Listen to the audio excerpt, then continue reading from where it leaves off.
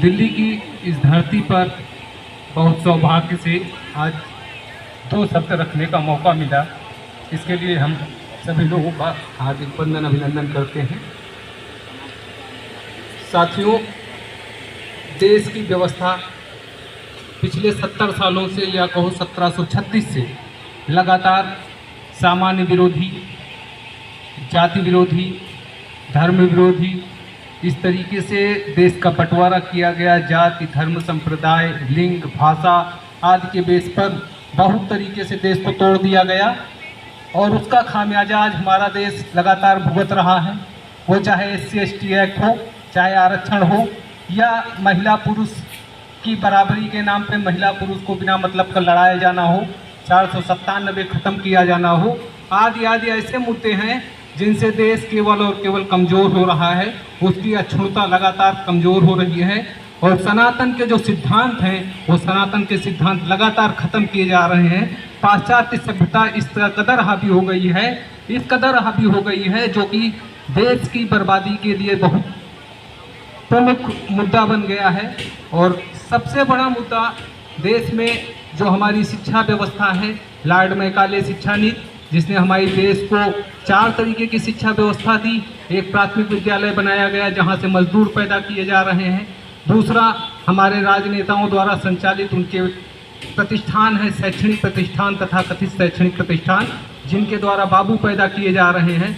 और गवर्नमेंट की जो अन्य संस्थाएं हैं उनसे IAS PCS आदि तैयार किए जा रहे हैं, जिससे देश में केवल और केवल विसंगतियों का ही लगातार प्रादुर्भाव होता जा रहा है और जो लगातार देश के विकास में बहुत ही कष्टकारी है।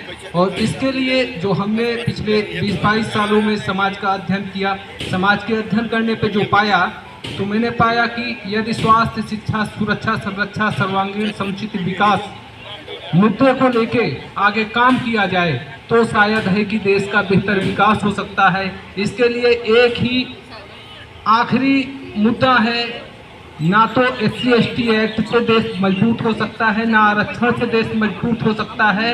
इन सब को समाप्त करके एक फंडा अपनाया जाए, केवल गरीब संरक्षण एवं संवर्धन एक्ट बनाया जाए, जिससे गरीबों को स्वास्थ्य, शिक्षा, सुरक्षा, संरक्षा, सर्वांगीण समुचित विकास देना सरकार की जिम्मेदारी हो।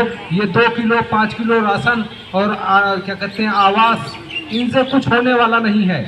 5 किलो राशन, 2 किलो राशन या इंदिरा आवास, इनके नाम पे, प्रधानमंत्री आवास के नाम पे केवल हमारी स्थानीय सरकारें जो हैं वो देश की जनता को गुमराह करती हैं। अपने चाहते और नुमाइंदों को ये रेवड़ियाँ बांटती हैं, जो देश की व्यवस्था के लिए बहुत ही घातक है।